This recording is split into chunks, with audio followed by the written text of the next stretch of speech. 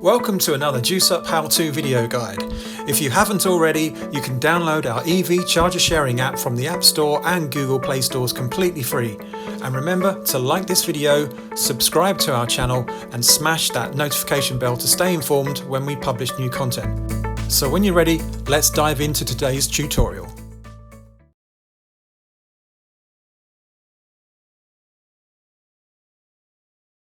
Assuming you've downloaded Joosup from the App Store or Google Play Store, launch the app on your device to begin.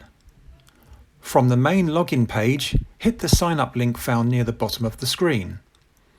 To create your account, firstly type in a desired handle. This will be your unique username, publicly viewable to other users within the app. You may want to use the same handle as your social media profiles, for example.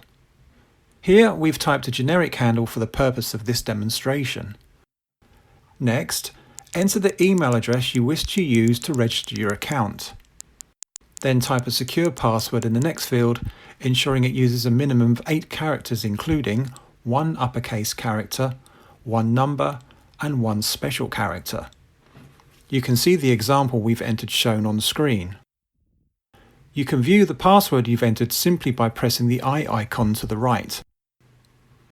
Next, confirm your password once again in the field below. Then finally check the T's and C's agreement box near the bottom. And when you're ready, hit the sign up button to register your details. Now it's time to verify and activate your Joosup account. Firstly, open your email client on your device. When you receive the verification email from Joosup, open the message and then press the Verify Account button shown. Alternatively, you can manually enter the 6-digit code on the verification screen within Joosup. Finally, press the Confirm button. If the code is accepted, you're all done. Your Joosup account is now registered and ready to use.